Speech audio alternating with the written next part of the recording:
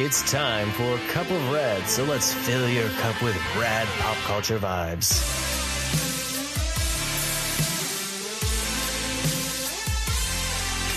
And now your over-caffeinated hosts, Mike and Katie. Hi everyone, it's Mike from Cup of Rad with... Katie, as always. As always, hopefully you're all doing awesome on this glorious day that you're listening to us, and all our new listeners and all our past listeners, I hope you enjoy the show.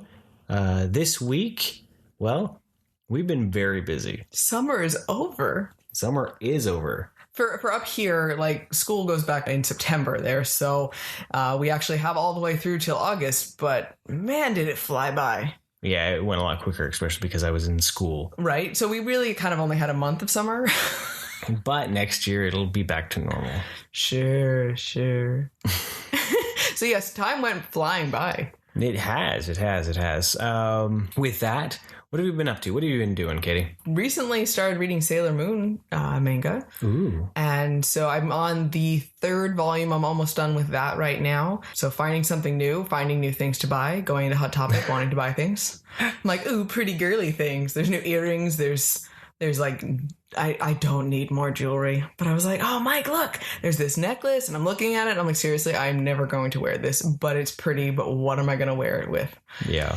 So I buy toys instead. Well, what did you get? Where did we go and what did you get? I went to Toy Traders and I picked up some Funko Mystery Minis. I don't usually buy those anymore because, like, Mystery Minis can be so heartbreaking. And I was like, you know what? I'm just going to try it. We'll just see, because I'm not like there's only one or something that I want. I'll just try something out. So I got Sailor Venus and Sailor Mercury, though. So okay. Now I have to... the compulsion is to complete the set, which is going to be difficult because, Mystery Minis, and two of the sailors are less than 1 in 6 or 1 in 12 or whatever the small ratio is. So 1 in 6 is the easiest to get. I know, but sorry, not less, but the less ratio, yeah, right? Yeah. So it's well, like 1 in 72 or something, like, I don't know, crazy. Like, so we might be having to try to just hit up eBay with that. Apparently. Yeah. Well, I did find you, though, Big Bad Toy Store had a figure art of the one that you like. And who's the one that you like? So right now, my affinity is Sailor Mars. I think it's because the mystic and the premonition aspect of it. I thought it was interesting. And I thought it was cool because she had 2 crows that are 2 moons of Mars as well, and I thought that was really cool. But she's all like fire controlling and like all passionate and intense, so I just really like that one. So I saw that the figure art that we saw in Big Bad had a giant flaming arrow. Yeah, I looked it up now and I can't remember. I haven't seen that in the manga yet. Okay. But yeah, she's got some really cool, intense powers with that. So, they each control like almost an element idea. Like Mercury is water, and I believe Jupiter is weather. But I could be wrong. I mean, because I'm still so new, and I don't want to read too much on like the Wikipedia stuff because I don't want spoilers. I already looked up something about Jupiter, and I was like, I don't want to know, and so I don't want to read too much with that. But I am really enjoying, like, even Sailor Moon herself. She was kind of obnoxious at first, but I know she's written like that because she's just a whiny. It's funny. She is a crybaby. Like, she just, everything is horrible, and she just whines about things. But she's a young teenage girl. I mean, that's they really portray that well. Yeah. But I've been really enjoying once she got her powers, and there was like the Romeo and Juliet feel of romance between her and Tuxedo Mask, and then like the long lost love, because they're reincarnated versions of the Moon Princess and Serenity and everything like that. So their romance has been like, I normally, if you've listened to episodes, I'm like so anti-romance things, and this has just like totally got me all swept up into the girliness of it. I'm like, oh my god, it's so cute. Your heart's melting. And it's so weird. My icy exterior is melting over Sailor Moon. Who knew that would happen? And so yeah, that's my thing that I find it funny too with all their little objects that they used to transform. Again, it's super girly because they literally their transformation is like moon power makeup, and she holds this like pen or wand or random other like object that they keep going through. Yeah. Like for a while it was actually what looked like a pen that came out of this like arcade game, and they would hold that up in the air and they swirl around, and it was just so ridiculously funny and girly. So you're into something where they slather on their makeup and twirl around to put their stuff on, and I'm watching a show that you know, where they sit there grunting for an entire episode to get more manly. That is so true. Right? Because with Dragon Ball, there was the one time I watched that episode, I'm like, seriously, the last 5 minutes he's been sitting there. Yeah. That is totally, that's all they do. They sit there and then they just shake and grunt. Apparently I need to try that next time I go to the gym. Right? You just stand there and just mind to muscle, man. I mean, what do the trainers always tell you, right? That's what they're doing. And so that's, we're super girly and super like grunty manly. Manlyton. No, I'm glad that you're enjoying it, because I remember a while back that I remember suggesting it to you, and you were like, I don't know. And it's well, you know what? It's interesting too, because with the manga being black and white, I know I was having that frustration, like trying to keep them all straight, because you don't have the colors to grab onto, right? Once there's a few colored pages, you know, I'm like studying them. I'm like, okay, so that one kind of looks like that one. And it's taken me a while to kind of be able to recognize them more and put like names to them and everything. But it is difficult with that translation from Japanese to English. Some of the terms that they use are not something over here. And I have to just keep reading and seeing the repetitiveness. But then they use, because the way they pronounce their names and they have like nicknames for them, and then all of a sudden it's slightly different and it's very confusing. So I'm trying to just like let it envelop me and just get used to the feel for it. But that's been a bit of a challenge. I found that with My Hero Academia. Okay, he has, you know, Meteora and Deku, and like they do have multiple names. Yeah, and sometimes it's really confusing. You know, like I had the hardest time because I really like the Froggy chick, and I called her Froggy Chick. Froggy Chick makes sense. But it's her when she chooses her superhero name, it's Froopy. But I can't for the life of me connect what her actual name is. Well, right? like even with Sailor Moon, it's much easier to just call her that because as her like girl, like Earth version, her name has you add different things to it. And then now she's also Princess Serenity as well. So now we've added that to it. And then like all of her friends they call her different things, and like Tuxedo Mask as well. He changes different. And now there's a new one today I just was reading about. And now they're talking to like classmates of him. And now they've added a new different like add-on description. They're like adjectives to them. Oh, okay. And so like, it's confusing, and nothing's wrong with it. It's just totally different than we're used to talking. Right. And so, that's been interesting, but I'm slowly getting them down and finding, you know, their personalities are they're kind of spotlighting them a little bit. Like it was a really intense arc, like scary dark matter taking over the earth and they like dying and people reincarnating, and like it was intense. Yeah. But one thing I've realized is since I started reading, I can see why manga can be so popular. Since I started reading, I've been reading Dragon Ball Super, and I've been reading My Hero Academia. And after reading a few volumes of those, then I get my big bunch of new DC or Marvel comics. And I'm not enjoying them as much. I'm finding like the arcs are so drawn out. Yeah. And everything just takes forever. And it's like, there's so much filler. Yeah. Well, that's what I but even still, I don't know if it's so much filler, but there's a lot of sometimes I would almost rather some filler.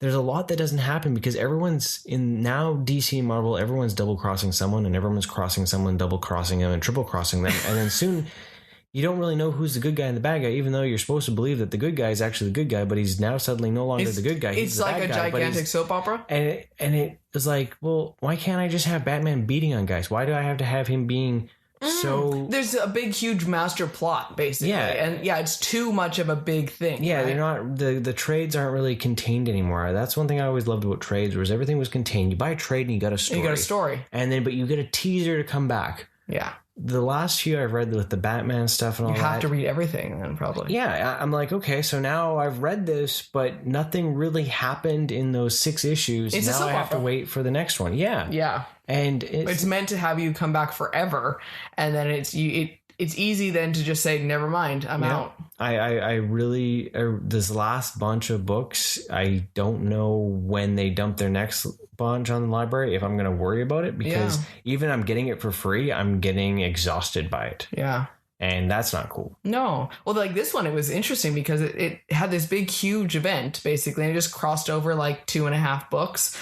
And then all of a sudden they were like depowered and they were back on Earth and they're like, oh, everything's great. And I thought there'd be a little bit of like kind of them like learning or anything. Seriously, like 2 pages later, all of a sudden this like dark flame happened with Sailor Mars and she was like, oh, this is a bad premonition. And then it showed new bad guys. I was like, holy crap, that happened so quick. Like literally maybe 30 seconds of like everything was calm. Yeah. They just came back from the dead, and the Earth was saved from this enveloping darkness, and we already have new bad guys. Like, right? Like, it was crazy. A lot of that stuff is intense, and it drives you. I really want to. I'm sad that the library is taking so long with My Hero Academia, because I really want to know what's going on, because it's so quick. Yeah. And even like Dragon Ball, like there's only so many volumes that they've had in Super, right? And I'm like, but I want the next one, because oh my goodness, like right? I feel the drive for it. Yeah. So, but that's been what we've been reading, because it has been really warm and humid, and we haven't really want to turn on the TV that much. Oh, so. I did start a new novel, because Christopher Moore is one of my favorite authors. If you have not read his books, go check them out. They're weird and quirky to the extreme. Like, so strange. And so this one one of his earlier novels that I've had for a really long time is The Lust Lizard of Melancholy Cove. I need to repeat that. The Lust Lizard of Melancholy Cove. Okay. What a name, eh? Right? And I've had this sitting, it's 20 years old this year, actually. And it's been sitting on my shelf for years. And because I just collected everything of his, and I've slowly been working through them all over the place, not in order or anything. And it's been super bizarre. Like, it starts out like really depressing, because it starts out with a suicide, unfortunately. But it's like this little sleepy town in Northern California, and most of them are on some sort of antidepressant. There's like a tourist town, so like the fall is hit and all the tourists are gone and they're all going back to normal. And the town psychologist just really taking advantage of everyone. She doesn't talk to anyone. She just medicates them. And she decides she doesn't want anyone else committing suicide, so she takes them all off without telling them. Now they're all on placebos. And there was also some radioactive like nuclear plant leak that has now awoken some like monster from the depths of a volcano in the ocean. Godzilla. Yeah, no, it seriously is. But it's Godzilla. But it's it's swimming to the coast. Godzilla. But all it's focused on now is things that it wants to mate with, and it like transforms into different shapes of things. And so now it's like it tried to mate with a fuel tanker and it blew up the fuel tanker. So that is now where we are right now. Like, this is strange. And now it's disguised itself as a trailer in a trailer park. And I think it just ate a newspaper boy. Right on. So I'm reading some interesting novel. You know, I went from like a Buddhist historic book to this. You know, I'm all over the place. Apparently. Yeah. No, that's fantastic. But we were originally going to have a Radnesia summer end thing going on. Summer end thing. Yeah. Radnesia Part 2, summer break. But we watched very few movies, unfortunately. Between school and the heat and all that, we're just like, no, not happening. Because our TV is literally a little heater, so why run that in, 100-degree weather, right? So but we did watch a few things. Yeah, we got a couple things. So right now we're going to take a moment and do Radnesia! End of summer break. You missed the mini Radnesia. Oh. Radnesia Micro and a summer break. I like it. Wait, we downgraded from mini. It wasn't even mini. It's micro. So our first one we watched was TMNT Part 2, Secret of the Ooze. That's right. We watched The Secret of the Ooze. Yes, Kiddo wanted to watch that one because, we had been working our way through the different turtle stuff. And so, Mike, what did you think of that? Well, I really do like the original Turtles, because it was beautiful and it was dark and it was mysterious and, it just felt right. Secret of the Ooze, as a kid, I remember loving that thing. Yeah. You get the soundtrack and the go ninja, go ninja, go ninja, go ninja, go, go. Vanilla Ice. But like when we were watching it, because it's been a long time since I watched it, it's really sad to see how goofy it got. It was corny to the max. To the max. You know what? There is no skirt around that. It was corny. Well, you go from something that was so dark before to something that's so ridiculous. Yeah. It's sad to see. And you can tell too where they just kept going. And the Secret of the Ooze came out at a point where parents were up in arms because Power Rangers is so violent and the last Teenage Mutant Ninja Turtles was so violent.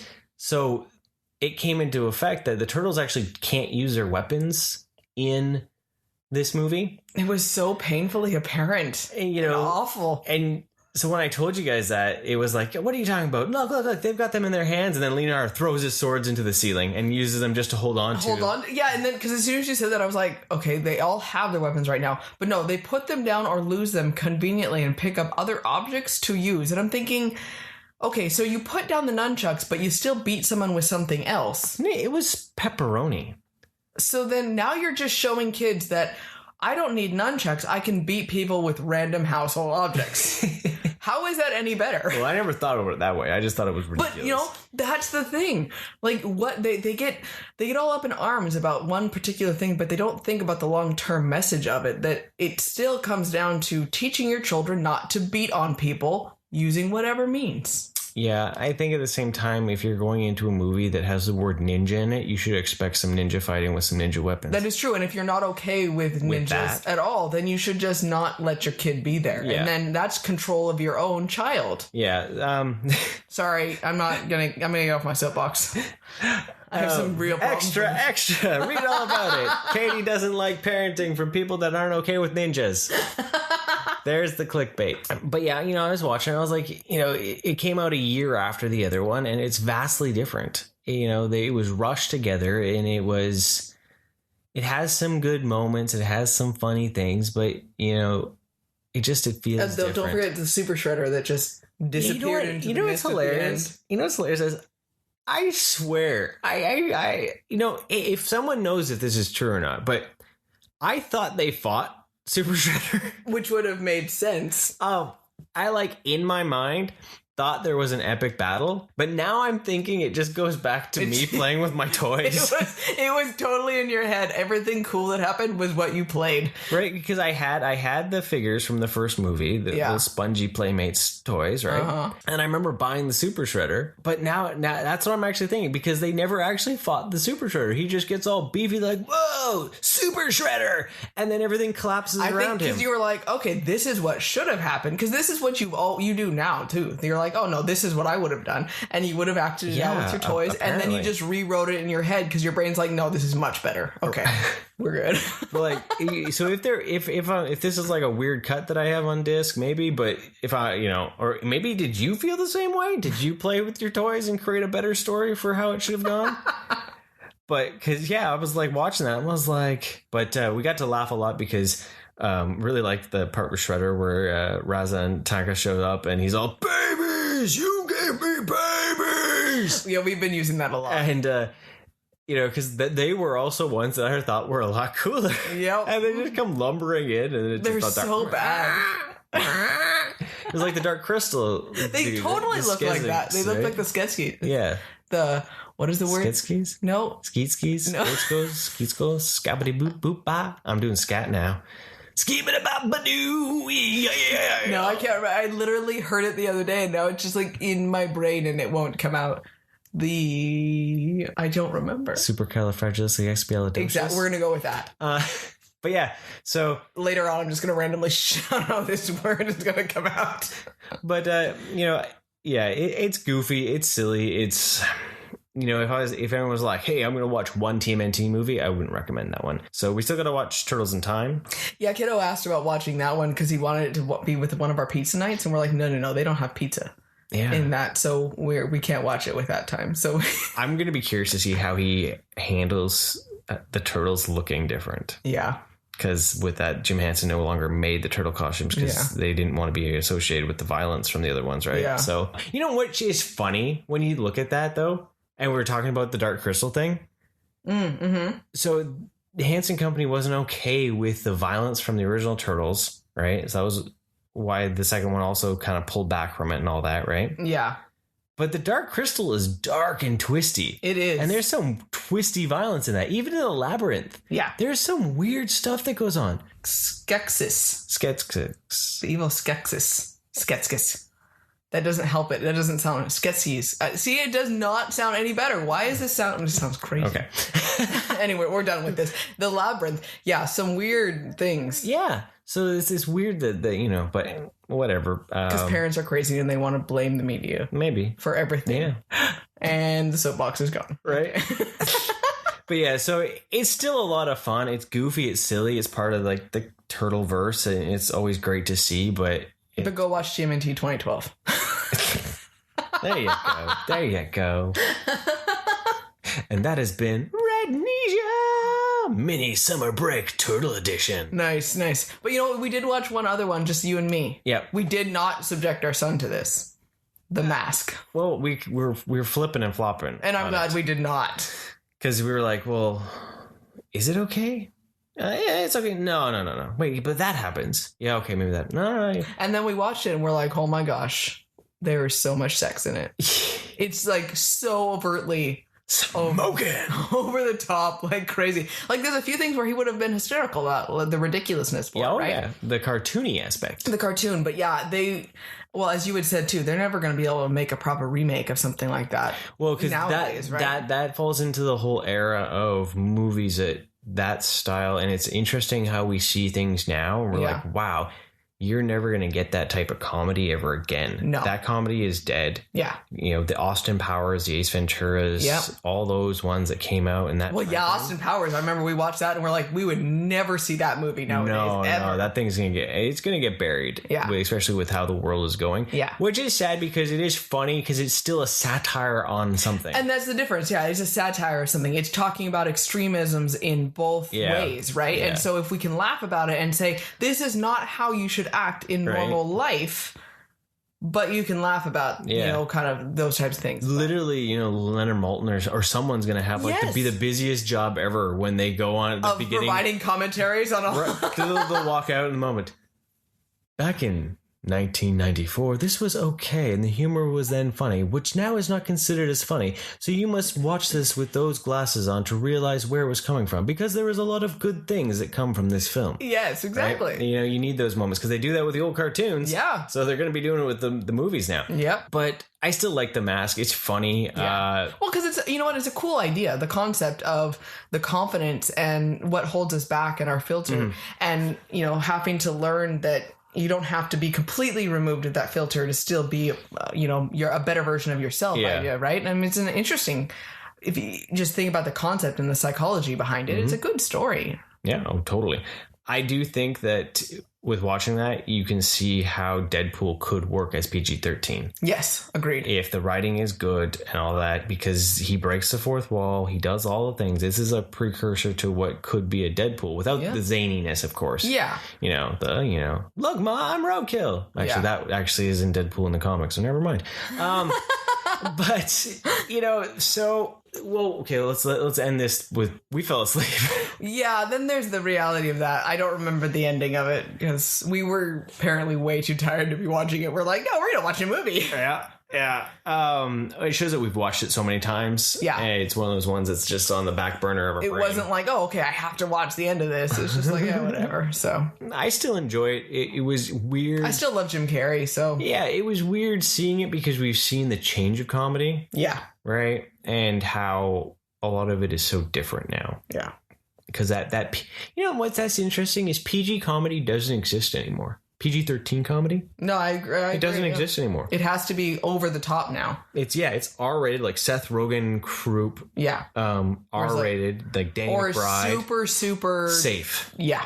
Just a little toilet Well, that's why humor. they wouldn't be able to make this again, too, even if they took out some of the questionable objectionism and everything like that. That it would be either R-rated because it would be so overtly sexual and over the top. Yeah, it'd be Deadpool. Or it would be so completely corny and ridiculous. And so what's the point of it? There isn't there because it would be like Son of the Mask that nobody wanted to see. Exactly. So there's no middle ground anymore for comedies, right? And that it goes to show because there's so many of those old classic comedies that we see that they just don't exist anymore. Well, it's amazing too is how much sex actually was relied on for comedy. Yeah. You know, Three Amigos, all those ones, everything's built on sex because we laugh at it. Yeah. Right. And because that's where we fall. Mel Brooks, right? Mel Brooks, yeah. Because every time we think about it, we're like, oh, can we show kiddo this? No, we can't because there's sex in it, you know? And even just what showed up with Monty Python, right? And that was the only questionable thing really was that. And because it is a funny subject, let's be honest, you know? And then the difference is too, because as adults, every single one of us experience it in some form. So it's easy to laugh at, right? And not ever, we all find some experience with it. Heck, so a lot of our awkward humor has come from sexual innuendos. yes, right? I mean, so it's easy to use, right? Exactly. But one thing I want to note was, you notice how many green characters Jim Carrey played? Yes. The Riddler, the Mask, the Grinch. Yes. He likes. Apparently He's a green he's man. Green with envy. Maybe. I don't know. I don't know. He's a green guy. Yeah, right. But do you recommend The Mask if people haven't seen it? You know what? I still think you should. Still think that it is a classic idea and a story, and just it's even for just film to see where something was. Mm-hmm. It was an interesting take on those old cartoons, that type of thing. You know what? Why not? Right? It's something weird. So I still think it's funny. And then you get all the weird references that come from that, and all the like extreme. There's quotes from that. Oh yeah, that it still exists, right? What about you? Yeah, I think it's definitely something people should check out if they want to. If they want to be in that '90s classic comedies. I still think it's a staple. Yeah. In that. Well, as again, I say there's a good story, a good lesson behind it of trying to find yourself, right, and your confidence level and everything like that, and some belief in finding out who you really want to be, opposed to who you feel like you should be, or something like that, right? I can get all deep still with it. If you take all the weird, crazy layers off, right? So it's still a good idea. And that there has been Radnesia Micro Summer Break-In Smokin' Edition with The Mask. Nice. And now we're moving on to our interview with Theo from Insayiandragonball. 5 characters, 5 fandoms, part 4. And we're going to finish up today with part 5. And here we go. Okay, so we have gone to Smallville with Lex Luthor. We've made our way through the demon-filled world with Supernatural and Dean Winchester. We hit the gritty DC streets of Gotham with the Joker, and now we're moving on to the Marvel Universe. So, Theo, what is your number 1 character from the Marvel Universe? Well, I think a lot of people would already know this by now, but it's Iron Man. I love me some Tony Stark. Nice. So, like you've heard me say before, in 2008, went and saw the first Iron Man film, and I was blown away and inspired by the personality and the genius that is Tony Stark and Robert Downey Jr. Mm-hmm. So here's the smartest dude. I'm like, here's the smartest dude in the world who's also rich, loves to party, drives supercars, and dates beautiful women. As you know, I'm very easily influenced, so I said to myself, I want to be that guy. Not a bad goal. But no, not at all, man.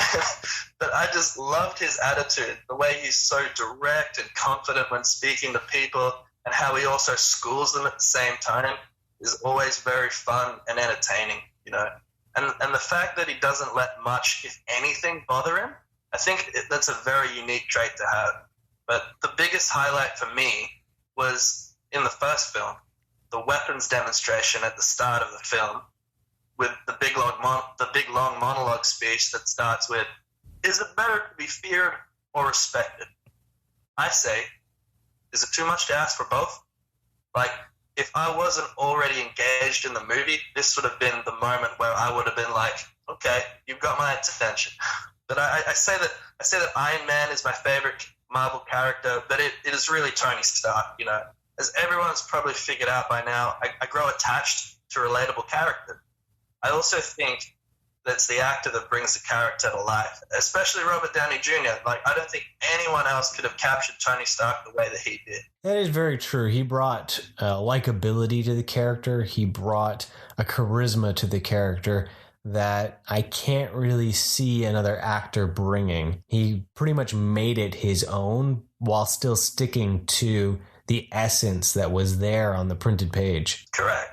Like, I'd say he put a lot of himself into the character as well. It was a perfect role for him to play. I mean, we all know Robert Downey Jr. was the bad boy with alcohol and drugs, So, he just did it on a movie set instead. Very true. What armor is your favorite then? Oh, that's a real tough one. That's a real left field question, man. Mark V was probably like a top favorite of mine, like the suitcase suit. Okay. I loved that. But oh man, I'd say probably this Mark 45 is a pretty badass looking suit. The one that he had put on after he got rid of 43, then 44 is Veronica, and so 40 the Hulkbuster. So 45 for the final battle in Age of Ultron. That was a really sleek looking suit with a sort of thinner helmet, and that's the first time we used Friday, the new system, because Jarvis is now Vision, and I thought that was a really sweet suit.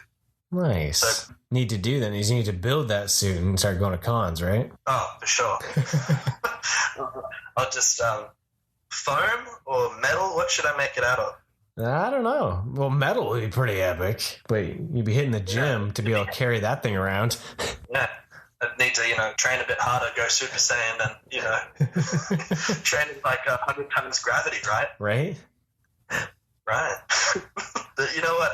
Sometimes, I really wish Marvel didn't kill off Tony, but I guess it was necessary, and you can't really play a character forever, but unless you're Sylvester Stallone. Yeah, came down to money, really. The last few movies, he made like $50 million a picture, and that's a big chunk of change to be able to put out when movies in general now are like, what, 250 to 300 million? Yeah, well, as long as he's making, are you saying that that's what he made back? Is that what you're saying? Yeah, that was his payday. 50 million? Oh, well, not bad. I'll take 50 million. Right. Picture. Thank you. Luckily, though, when you learn how much they have to pay for their agents and their managers and their assistants and their own healthcare and their own this and their own that, it actually, and then the insurance that comes out, it's like, a third of what the actual payday really is. That's why they invest so much in real estate. Yeah, and not to mention like the taxes on top of that too. Yeah, so. Yeah, but he'll get a lot of royalties though. That's just payday. Yeah, he will. I can't believe that J.K. Simmons is back, by the way. Sorry for that feel. Yeah, that's very cool. It's a nifty way, but it's a different version. They already just said that it isn't the same version. He gets to recreate a new version of him, which is pretty wild. Yeah, I really did love that character. Maybe I should change my Iron Man answer to J. Jonah Jameson. I don't know. I think it's better to strive to be Iron Man, Tony Stark, than to be Jameson. Yeah, true. I just love the guy's attitude. It's pretty fun. Right. Miss Brent, get me a violin. He plays that character fantastically, so it's cool to see that he's now joined the MCU, to re-envision what he's already been. It'll be fun to see where it goes from there. Hopefully it means he's actually has a bigger role in the next one, but... Yeah, I will say, though, the end of Spider-Man 2, when he's at his son's wedding, he's supposed to marry Mary Jane, and Mary Jane doesn't show up, and then he's whispering to his wife, "Call the caterer, tell them not to open the caviar." Cheapskate. With going back to Iron Man there, out of all the Iron Man movies or Iron Man appearances, what is your favorite moment of Tony Stark and Iron Man? My favorite moment? Man, it would have to be like the very end when Thanos says, "I am inevitable." And Tony's on his knees and he's got all 6 stones, and then he does it with a smile and he says, "And I am Iron Man." And that was just, boom, the biggest moment ever. Like, he really brought it home for everyone in that. And I think everybody didn't expect that to happen. When I was sitting there in the cinema, everyone just freaking gasped. Like, oh my God, that was epic. Yeah. No, that's a very good moment. They're bringing out a hot toy of that, right? Really? Yeah. Battle damage with the gauntlet, beaten to crap Tony Stark. That's cool. It'll have like an $800 price tag on it. Yeah, but it's pretty epic looking. He's got the gauntlet and everything. And you won't pick that up till 2021. True. Yeah, I don't understand what's with hot toys, and they don't release them wouldn't it be more beneficial to release it while the movie's out? Everybody will want it. Yeah, it seems like they are behind. It's just very strange. I think it has to do with the licensing, honestly. I think Hasbro has first crack at all licensing, and then it's all staggered, right? Really? But it's like they just tease us with all the photos and all the accessories that you get, and like not available until 2021. They've obviously done all the rendering and they've done all the research and they've got prototypes, but they just don't release them for ages. Yeah, I think it's because of that price tag too. They got to like have people save up to be able to handle, such a big purchase right off the bat, right? Yeah, that's what like credit's for. I don't know if you guys have it over there. We have Afterpay here, so you can just buy whatever you want, and then it's 4 easy payments of the amount, interest free. Oh wow! Over a 2-month. Yeah. So you can send $100 figure into 4 easy payments every 2 weeks at $25. Nice. Yeah. No. Sideshow does the payments. That's about it here. So you prepay. You can do 4 or 5 payments over time, and then once it comes out, then it's paid for, and then they send it to you. Cool. I like that. Mike, do you have a favorite character of Marvel? If we're sticking to the MCU, it's got to be Rocket Raccoon. That there is my favorite character. I love his attitude because as weird as it is, I can relate the most to that character out of any character in any of the Marvel movies. I know, it sounds weird. Understand. It sounds weird, right? No, you explained it on a previous podcast, didn't you? Yeah, it's that idea of just sort of being alone in the world and then finding a family. And that's kind of how I've always felt, because as much as I had closeness to certain members of my family, at the same time, I pretty much was very distant from my family. So in a lot of cases, history-wise in my family, it's kind of like Rocket, where he just doesn't know really where he came from. And that's kind of in my, I'm starting to learn more, because I've finally been able to more connect with my dad after, 30-something years, right? And it's that learning, but not knowing where everything was from. So that plus the idea of building a family and building a group of people that I'm near to. And I think I can see that. And that Katie and Kiddo always just, whenever they see or hear his words on the screen, they're literally just all the time, that's you. That is you. You are no one else in these movies. Even if you want to try to be like Spider-Man or Thor or anybody, they're like, no, you literally are Rocket. If you were suddenly transported, that is you.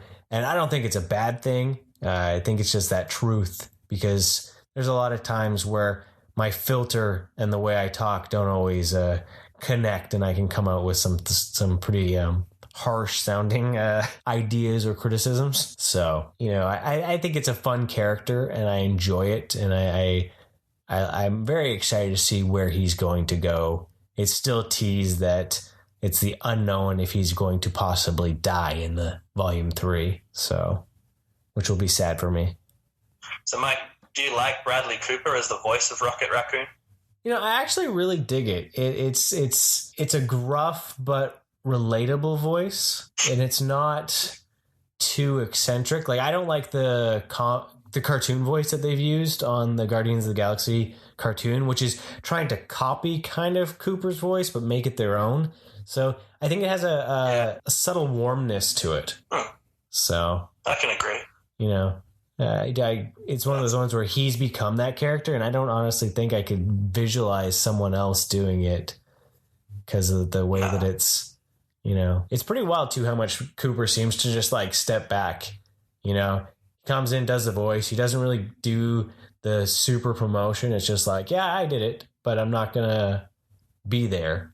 Yeah. So, which is pretty awesome. I think Vin Diesel's kind of the same way. Like he's only got like one line. Yeah. It's done over and over again, and I think he had to record it in a million different languages. Poor guy. Yeah. Yeah, he had quite the it seems simple, but because he was only one line, it was easy for him to learn that line in different things and be able to redo it. They must really chuck a filter on his voice when he does Baby Groot. Yeah. I think. Yeah, they lots of pull the tones down, the bass down, and the treble up, and the lots of sound editing. You got to give those guys a lot of props for what they can do to voices once it is recorded as well, right? Oh yeah, I mean, just look at the whole Alvin and the Chipmunks movie, right? And there it was, part 4, Marvel Cinematic Universe, Iron Man. I'm Rocket. as always. Of course you are. And so I guess you want to know my answer? That's what we're thinking. Well, you know what? Being me and not being able to make up just, my mind on one specific character. If you've listened before at all of our Marvel ones we talk about, I definitely am a huge fan of Thor, and I also like Doctor Strange, and I'm going to add in Captain Marvel. Sorry, you get all three. Well, because we recently rewatched Captain Marvel, and I really do like her character. I'm excited to see where it goes. It's fun to have Gamora was always an enjoyable character, but she didn't have that same kind of empowerment, almost that I can't really see myself as her type thing. You can't see yourself as a daughter of Theos, as also an assassin? Right? I don't know why. It seems just so difficult to put myself in her shoes. But Captain Marvel is someone, other than the superpower, because I think she was someone that seemed strong and powerful even just as a regular. Yeah, but you also read right? some of the comics before the movie even was even announced. Exactly. And Gamora, I have no connection to the comics at all, right? So with that, I think I really enjoyed that. So I watched the movie again. I still really enjoyed it. Yeah. And so we'll just add that in there. Yeah, so go find, we've got about 3 or 4 many Marvel episodes. So look at those and you'll find more in-depth. Thor is still my man, I think. And then he's going to go hang out with Rocket. It's perfect. Oh, yeah, we'll see what happens. Yeah. So it's good stuff. Okay. And as we promised earlier, we're going to do part 5. So we're finishing it up. We're finishing up today with the 5 fandoms, 5 characters with Theo from Insayiandragonball. Engage, I guess? Maybe. I don't want to say here we go again. Oh, I just did. Damn. Well, anyways. On our 5 fandoms, 5 characters, we've had Lex Luthor, Dean Winchester, the Joker, and Tony Stark, Iron Man. But we can't talk to Theo from an Insayiandragonball without talking about Dragon Ball. So, Theo, I know, your handle says it. What is your number 1 character from Dragon Ball? Surprise, surprise. I'm sure everyone knows this by now. It's Vegeta, the Prince of all Saiyans. Well, I think you've answered that about, 1 million times whenever you've had that question come up on Instagram? Yeah, I never get tired of answering it, though. It's I like people that take the time to ask. It's a cool thing. Could I call them fans? Am I big enough now that I have fans? Well, yeah, when you get up. You're hitting, 3,000 followers? So it's getting pretty big. Very, very close. Hopefully I'll get there soon. I'm very excited about that. I love to talk about Vegeta. So I have a very healthy respect for the Prince of all Saiyans. And I want to talk about that exactly because even though his father is King Vegeta and is dead, and Prince Vegeta is the next heir to the Saiyan throne, out of respect to the memory and legacy of his father, he chooses not to assume the title of king. Well, it shows that was never given that moniker, so I guess it is showing that respect for his father, because his father's pretty harsh, though, right? So tough but fair, like most fathers, I guess. That's what we hope, right? Yeah. But Vegeta, he's a very tough, proud warrior, determined, extremely tenacious as well. Mike, when you were watching it, you saw his flashback story during the Frieza saga. You remember that? Mm-hmm. So that was highlighting that Frieza took everything from him and treated him like garbage. That moment when he begs Goku to beat Frieza as his dying wish, tears in his eyes as he knows he failed at getting his revenge. That was very intense. Yeah, that was a great moment for the character. It was very heart-wrenching to see that. Yeah, it made him very vulnerable, and that's what relates to, that's what gets me to relate to a character, is man, he's not just this, this real tough guy, he's just a dude, just like me, the same feelings and emotions, and, it makes it very relatable. Yeah, with Broly there, seeing more of the past with Frieza and all that, and how it was taken, you can see even more. That whole beginning scene in there gives that scene back in Z even more emotional turmoil, right? Oh, absolutely. It did shed a lot of light on the extermination of the Saiyan race and how he treated them, and he just treated them like animals. Yeah. You're just here to do my bidding. I'm the freaking emperor of the universe. You do what I tell you. Vegeta wasn't strong enough to avenge his father and his entire race. And I think in that moment when he realized that, he was truly broke, But you see, Vegeta would like use this failure as motivation to train harder, get stronger than Frieza, stronger than Goku. But see, when I was growing up, Vegeta was never actually my favorite. You know, I admired his tough guy persona, but he has this thing where he acts and says like he's not bothered by something. Like Goku's always being stronger, but the truth is he hates it. But it's more motivation for him not to get left behind. Yeah. Well, see, I'm not far enough to know him not still as a bad guy, right? But you've kind of figured that out now, right? Oh, yeah, no, I've pieced it together. Yeah. I mean, the show's been out for like 30 years. It's hard to not get spoiled, I guess. You know? Right. Especially now that you've seen, Dragon Ball Super Broly. Yeah. Which is epic. I'm not... What are your thoughts on that? On Broly? Yeah, tell me.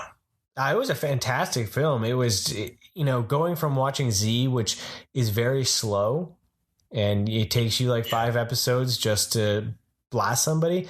Watching how fast Broly was as a film and how fast the action scenes were, it was just incredible. And it was like, if this is what Super is like, I can't wait to get here because, oh my God. The battling in it was fantastic, and seeing, the movement and the fluid and the animation in that is just incredible. And it was very just epic on such a larger scale. And I was actually, fortunate enough to watch it when it came out at the cinema in like VMAX, which is a really big screen. It was really cool. Nice. Yeah, I hope that we can get caught up enough that because they're talking about another one for theaters, I'm hoping that me and Kiddo will be able to go catch that, because it was playing at some of the theaters up here when Broly came out. So I look forward to doing that. So yeah, man, just keep on grinding away at Z. You'll get there. Well, I'm watching both right now. Right, I'm watching Dragon Ball with Kiddo and Z at the same time. So does it get confusing? Like, is it a blurry line? No, the only thing, because they are pretty different feeling. Dragon Ball definitely has more of that adventurer feel to it. Especially the music is very, more kiddish, right? Except for a lot of the stuff Roshi does, which is at least teaching Kiddo what not to do to women. That is a pretty bad role model. Right? So, but then Z is a lot more dramatic, a lot more action-based. The only thing I've ran into is a little bit more of the spoilers that come from Z to Dragon Ball, because where I am in both series is right. I'm further in Z than I am in Dragon Ball with Kiddo. So, but it'll definitely be. It hasn't hit anything too muddy. At least it fills in whenever I'm not really sure about something in Z, and we're watching Dragon Ball. I'm like, oh, okay, there's where it all fits together now. So it's like, so that yeah. But it's one of those things where it's fun. I being that it's been so long and it's been so far out, I'm okay with spoilers. It's not really ruining it for me because I'm enveloped in this world, and it's just fantastic. Well, did I tell you that I started reading the Super manga? Really? No, you didn't. That's pretty cool. Yeah. Well, it was the only thing they had available at the library. And I was like, well, I'm bored. I want to read something, and I'm all caught up on all my regular stuff at the library. I was like, give it. So I read the first 4 volumes of that. So wow, it's a pretty epic story with Goku Black and all that. So they don't have past. I'm actually watching the English dub of that right now. Oh, okay. So my buddy John from Pop Culture Crew got it for me. And nice. It's really awesome. Nice. Yeah, I really look forward to seeing that. I mean, so you read about Beerus and Frieza and everything. You went through all that. Yeah. It was different because there was that first volume. It talks about actually going back. That's why I asked you where those movies sit place or if they're part of Super in the animated, because in the manga it says, to find out what happened here, reference Resurrection or reference the Battle of the Gods, I think it is. And so that's why it was a little confusing. Like the first volume was actually the most confusing, not because the story didn't make sense or I couldn't piece it together, is because it actually asked you to go do something else in 2 pages into the book. And I was just like, well, what? I was like, oh, well, I'll figure it out. And I was able to figure it out at least. But Yeah, no, it's a fantastic story. Like, it's great. And once you're able to see it, like, you know, in animation in front of you with the voices and everything, it is awesome. You'll love it, man. It's a very cool experience. So what version or saga version of Vegeta is your favorite? Do you have a moment in time? Yeah. There's like this. Well, I won't elaborate too much of it because it's a massive spoiler for you, but you probably know about it anyway. But to do that, I got to explain a couple of things. So first off, I want to say that I loved Goku when I watched the show as a kid, but watching it again now as an adult, I've come to realize that Goku is an irresponsible man-child and a terrible father. So like, an example of that would be, you know, he's always constantly leaving his family to go and train or fight bad guys or whatever, like that, or he's just dead and he hasn't been wished back to life. You know, there's this meme, you may have seen it. There's like Goku, and it says, "Can't raise your kid if you dead." But you know, so I know you're not up to this part in the series, but it'll come soon for you. So my favorite part, like with Vegeta, so Vegeta starts a family. I don't think that's a major spoiler for you. You know that, right? Yeah. Yeah, okay. So there's a part in the story where Vegeta decides to do something very selfish and forget about peace and the life he's built with his family. Now, it gets very dark and scary, reverting back to like his old Saiyan Elite Warrior days. And then he realizes his wrongdoing and does a completely selfless act and completely redeems himself. Now, it is very emotional, especially watching it now that I'm a father and I have a family of my own. It's just powerful, powerful stuff. I can't wait till you see it, and we can share our thoughts about it. What saga is it part of, or, you know? Part of the Majin Buu saga. Okay. Yeah, so you're not too far away. You've just got to get through Androids, Cell, then Majin Buu. Okay, nice. No, that's fantastic. You know, for me, like, with Dragon Ball, I love Goku. When he's a kid, he's so selfless and so everything is like, he doesn't notice like gender or race. Like, he just is a good dude, and he kicks so much butt. But then in Z, he's where I'm at so far. It's just like, I really was liking him, but then it got to the point where he was like just dumb and making those like silly mistakes because he was believing that everyone else is as good as him if they just gives him that chance, right? So and they do highlight that throughout the series, and he does some pretty irresponsible thing. To be real honest, he has a very big trust in people and faith in, you know, who he's fighting, that, you know, they'll do the right thing, and he always gives them that opportunity. Yeah, she shouldn't be so lenient. Yeah, there's those times where unfortunately you just need to. It just has to happen. You know, you have to take that edge, and it's not necessarily making you a bad guy. It just means that you're countering what could possibly happen. Like the moment where he like decided to let Frieza live, I was just like, "What are you doing? Why? Why are you doing this?" You actually yelling at the TV? Well, no, I couldn't be loud because Katie was editing. But she could see my hands, like that, you know, open palm, like shake. The universal throw your hand up in the air sign for what the f-? Yeah, it literally was. It was just that. You got to be kidding me. No. So, but yeah, for Z so far, I've actually really enjoyed Piccolo. And I don't know why. I just liked seeing him go from seeming so mean in those first couple episodes to being so caring to Gohan, right? Yeah, correct. And a lot of fans do say that Piccolo was Gohan's real father. Yeah. You know? No, I can totally see that. Well, I do admire Piccolo. Like, he is a very caring, like, being. I wouldn't say person, he's an alien. But, you know, he like getting back to, you know, when him and Goku were enemies, and then obviously Raditz came, and then he had to, you know, join forces and able to, you know, beat a common enemy. And Goku died, obviously, and then he took it upon himself to, you know, train Gohan, and, you know, it was a harsh brand of training, but it really paid off for him in the end. But and then ultimately becomes like the ultimate good guy, you know, fighting alongside him and like a family. Yep. Well, because I'm at the Garlic Jr. thing and seeing him with Gohan and Krillin is quite enjoyable, and how much he, mentors him through that whole battle. It was quite interesting. So, I'm gonna go back to Vegeta here, because do you have a favorite costume of his?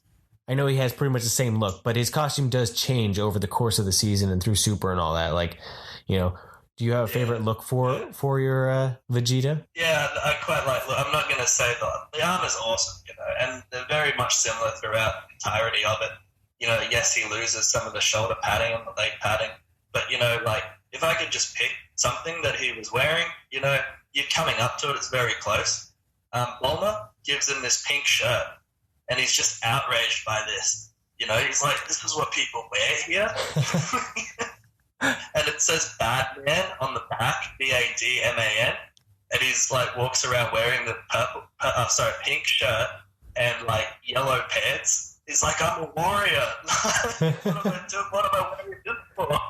And I actually have a pop file of it. It's pretty hilarious. So, okay. Yeah, I'll have to show it to you. Yeah, you will, because that's pretty awesome. That's pretty awesome.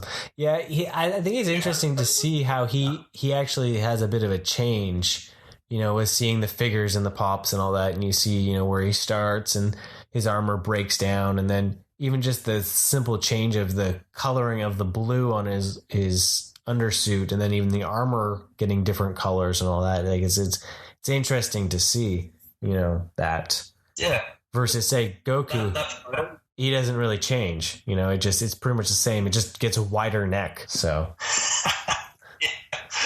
Well, the photo that you edited for me of Goku and Vegeta fighting, that's a really cool outfit with Vegeta. How he's not wearing any armor. He's got no sleeves. Yeah. I think that is... Yeah, that's a pretty good looking figure for sure. Do you have a favorite out of all your SH Figure Arts Vegetas? It's too hard to pick. My favorite Vegeta is probably going to be the Margin Vegeta, which is the one that you edited for me. Yeah. Out with no armor. That's really cool. Okay. From that then, let's go with a fusion. Do you have a fusion you like the best? Oh, that's a tough one too. It's really hard. I'm not really much into Vegito. Gogeta's pretty cool, but I'm gonna say Gotenks would probably be my top fusion. Okay. You know that one yet? That's the kids, right? Yeah. Yeah. I've seen the figures of that, so that's where I know that from. Yeah, and I just picked up. It just dropped yesterday. A new pop of Gotenks, which I'll be posting up today. Nice. Yeah. Your collection is very cool. Your pops and all that. That's growing quite a bit, isn't it? Yes. Yeah, I do have a problem. They just keep bringing stuff out, and I just can't help myself. I've got to sell all my old stuff, and then make way for new stuff, and find room for the stuff. And I know that you're purging a lot of your stuff to get new stuff. That's just what we do as collectors, I guess. Well, I think you over time you'll get something and you're really excited for it in the moment, and then maybe it doesn't live up to the expectations that you had. So then you need to move on from it. I'm definitely starting to move out of certain things because there's some characters and all that I want to get a better version of what I have for it, or I feel like I've just collected too much, so it's time to pare it down. I'm in that weird spot where I've been really getting a kick out of taking the pops and stuff outside and taking some outdoor photos. But I'm still not there yet with wanting to take the figure arts outside, which I know I shouldn't be scared of, but at the same time, it's it's not so much like it's going to get dirty or fall in the river or something like that. It's more or less making sure the backpack has all the parts that I want, and be because I don't know if by the time I get there, if what I take is going to be what I want to take a photo of. So I don't want to load up the backpack with 6 boxes of figures and then have to sit there on a rock popping pieces, because that's when I'll drop something, right? But when I was at least with there it is. I don't need to change anything. I just need to place it. Yeah, exactly. So I had the dilemma when we were at Toy Traders the other weekend, and I was looking at the Dragon Ball pops, and I was like, do I get into this rabbit hole of of possibly. And Kiddo's like, well, they didn't have any Vegetas, or they only really had Bulma, the new Goku, and then like Yamcha and King Kai. And he's like, well, you could just get a Goku. And I was like, yeah, I could, but it's the Vegeta. And then the Super Saiyan. Right? It's like that opening that door. Once that gate hits, then, because I already, as you've seen, and a lot of people have seen, I've gone full, blown with the figure arts, and I'm loving those. Yeah. So Well, that shelf you took a photo of looks amazing. All those figures on it. That is so cool. Especially Shenron. Yeah. Like cool. Like that really brings it together. Yeah, I was really happy to get that. I was really lucky to get that as a gift. I've been blessed enough to get a few of those things as gifts, and then also some Toy Trader dollars. So I've been able to piece it together without buying a lot myself, which is I've lucked out. Because even though there's some characters I haven't hit, as I've told you before, I don't want to have to pay over retail. Yeah, when they're gone. Yeah, and that's everyone's fear too. Yeah. It's like, don't buy it now, I want it later, it's going to cost me more. Yep. So I've had to pull the trigger on a few characters I haven't seen yet, just because I think they look cool.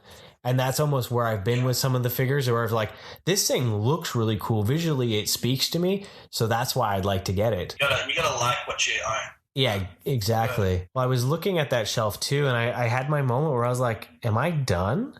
Like I like how I posed it. Like, could this be it? I was like, that's why I'd post that question. Is there room for more? Because I liked how it laid out. Like, it looks nice. I wanted to take a picture of a figure the other day, and I was like, I don't want to mess my shelf up. It just looks too pretty. Like, I'm just gonna leave it there. Well, it is a beautiful shelf. A lot of cool figures. So super jump. Well, Katie's shaking her fist at you. She's like, damn, Theo, they keep bringing more out. That's not me. That's not my fault. That's Blame Tamashi.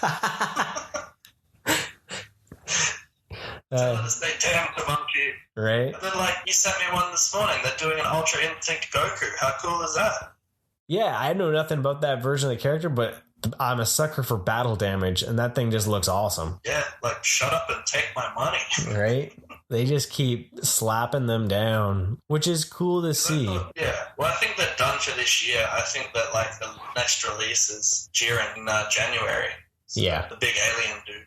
Yeah, that does look... That one got the first photos, I was like, okay, what's everyone excited for? But then the next few photos they released, I was like, wow, that looks pretty epic. Not only the looks of it, though, Mike, but, if you ever make it to Super and you understand the character, it is pretty epic on a larger scale. Yeah. That's why a lot of people really want it. To have him fight, if you posed him and fight in Goku, that's just that's the money shot right there. Yeah. Well, yeah, I'm sure I will get there because I am trying to eat it up as much as I can, and I love it. It's a fantastic show. Everything's really just interesting and developed wise. That's something we noticed. We talked about on our last podcast there, the Studio Ghibli, how a lot of these animes have more rich and developed characters than, say, a lot of the North American stuff, which is very interesting to see that the story elements are deeper and, there's more to it almost. So it's very in-depth, a lot of great storytelling, and the continuity and just the genius of Akira Toriyama, the writer, just amazing. Yeah, it's a great show, and I'm glad that we're able to sit there and talk about it, and you're able to tell me more about your favorite character. I did learn some things actually about it for some of your personal preferences about Vegeta that I didn't know before, which is fantastic. Yeah, man. Well, we've got an inside of you today too. Well, I didn't know how in depth that you love Nightwing. That's pretty cool. Oh yeah, that one there. It's a great character. I really hope that he gets some justice in some live action form eventually. Yeah. But stranger things have happened.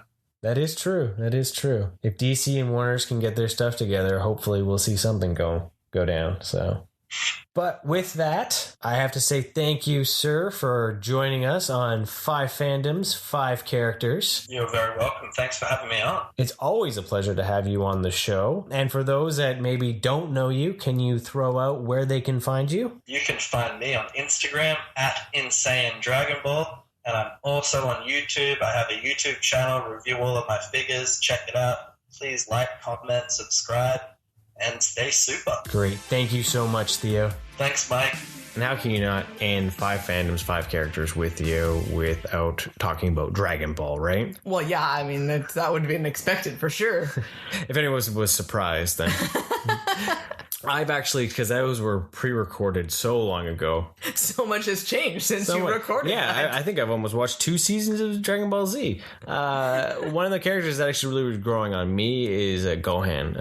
His change, especially because right now I'm in the Cell tournament, the beginning of that. He went from being like a whiny little kid to he's like a teenager almost now. And, okay. So I'm really enjoying that. But with that, though, I did just buy my Yamcha figure. Yes. And he snuck it on the shelf, let's be honest.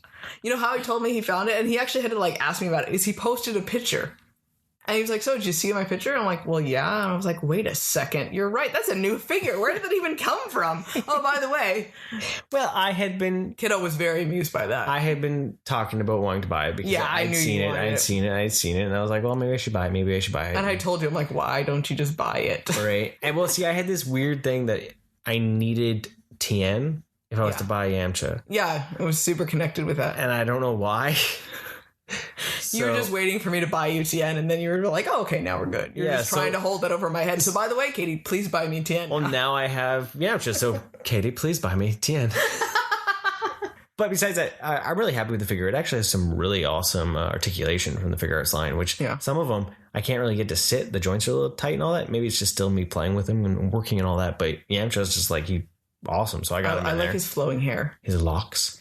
I really like it. I like that there's a joint there so that when you look, he look like, I don't know why this really makes me happy, but when he looks down, then his hair is not still sticking up. You can bend it so it still lays on his back. So it's much more natural feeling. Yeah. And like that alone, just like, yes, they knew what they were doing. Yeah. Oh, totally. Gravity works. Right. Right on. But it's really sad because this is from Dragon Ball Z, right? So he's got the dirt and all that on his gi from when he dies. And on the box, he's dead. It's so Death sad. poses on the box, and that's really sad because when you watch, I think too, I was holding out for a Desert Bandit one, but now that they announced Mercenary Tao and all that as the 7th Dragon Ball figure, you know it's not gonna happen. I doubt that they're gonna bring that out. So, but I really like him in Dragon Ball, so that's why I wanted to get the figure. So yeah. Well, yeah, you have a history with him then. Right? Yeah, and I'm very excited to see where it goes from there. I know you don't really watch Z or Dragon Ball or anything. I watch it in the background for things, so I know enough. I know who the characters are, and you guys talk about it all the time and everything, right? So when I do see it, I am enjoying it, and I also laugh along with, like we talked earlier about the grunting power-ups, right? It's really funny. I don't get to watch Dragon Ball because you guys watch it when I'm at work and everything, but Dragon Ball Z, I really like Piccolo. Mm-hmm. I really like his voice. Just reminds you of Batman. He reminds me of Kevin Conroy. That is literally the reason why I like him, and he's just like so serious and tense. He's like Dragon Ball's Batman, and so. What are you doing? See, just it works perfect. I really like that, and I'm amused by Vegeta and his attitude and his cockiness. And he's really obnoxious though. Like he makes just really bad decisions based on his ego. Yeah, well, you know what? That was something in where I'm watching. He allows Cell to like get to his perfect form just so he can test out his power. That made me so mad. When you told me about that, I'm like, what the heck? I was so mad at that. I like had to turn it off. I was like, no, I can't do this anymore. Right? Men and their egos. What the heck? Right? So so it's I'm amused by that. I don't really have a favorite character other than I say, Piccolo for that reason. So but I'm really excited for Android 21 figure. Literally just we've talked about this already, but the very small, notion that I know about her. So that's she's gonna slap that one down. She's my favorite character right there. That's awesome. Because she turns people into cake and eat them. I mean, how could you not think that's fantastic? No, I agree. Like, I cannot believe how much I fell in love with it just by that. I'm like, oh my gosh, I need this in my life. Like, it's so weird. That's but I'm awesome. being honest, so that's what it is. So we actually Spirit Halloween has opened, and Kiddo wanted to be Goku. He wanted to be Kid Goku. Okay, let's be honest. This is how excited he was, though, because he actually asked us to go to Spirit before we told him we had to go to Spirit. So that is true. He actually asked because he's terrified of the store. He's not a big fan of the stuff. It's a weird dichotomy because I love horror and spooky things, and our son does not. And we haven't even shown him spooky things to have had it be like scared of it. He's got no reason whatsoever to be traumatized by the animatronics. So he doesn't like going to Spirits because he doesn't like the noise, and I understand because it gets really noisy in there. Yeah. Even when we were in there, it was actually between having the music they were playing and all the animatronic things going on. Yeah, it's over. I was having a hard time. I was having a hard time being able to filter out and not. So I can see why, as a kid, if you see something spooky and you're freaking out, totally get it. But he had something he wanted to look for. So we thought, well, the moment they open, we'll check it out because he wanted to be Goku. So he found a Goku costume, and we found one that fit. Yes. And what I was so thankful for was because he wanted to be Kid Goku from Dragon Ball, but I was able to talk him into just being Goku from Dragon Ball Z. Well, because better than you having to try to find time to make a whole outfit. Yes, because I don't have the time right now. This one came with all the accessories and the wig. It was fantastic. So and the wig is actually really cool. Right? And he's very excited. He's very excited. So he's telling us that now we need to match him. So we're trying to figure out what we can do. Apparently I'm going to be Bulma. I'm going to make you Vegeta. Or we're going to paint him green. He can be Piccolo. Could be Piccolo. Yeah. Yeah. Oh, I don't have a matching one with that, though. Roshi would make sense, too. I'll still be Bulma, and you can harass me all night. But then you're telling me I have to dye my hair turquoise, though, and my hairdresser might not be okay with that. So yeah, that's true. But I know we can buy a turquoise wig. There we go. So we could do that, right? I don't know what version I would well, you got about 50 million of I know, so many outfits to choose from, which is great. Costume change upon costume change. Right? It'd be good stuff. But Halloween is coming up way too quickly, as always. So I think I'll probably just rock my last year's costume, but hey. That makes sense. But there we have it. That was our multi-episode part with Theo. 5 fandoms, 5 characters. So thank you for listening to that. It's been fun sharing those different types of things. Yeah, exploring, expanding, finding new things. It's always an interesting event. Yeah. Coming soon on Cup of Rad. It Chapter 2. Batman's 80th extravaganza. And Cup of Rad will explore Star Wars, the prequels. Dun dun dun. Tune in next time for Cup of Rad. I love those epic endings that we have now. It's fantastic. Yeah, right? You got to do something fantastic. But that's right. We're going to be coming at you this whole month. There's our schedule for the month. Yeah. So hopefully. I am super excited for It Chapter 2. Yeah. So excited. Thanks for joining us, everyone. Have a wonderful day. Stay rad. Thank you for listening. Want more rad content? Follow us on Facebook, Instagram, and Twitter. And don't forget to subscribe, rate us, and leave us a review. And remember, be excellent to each other and party on, dudes!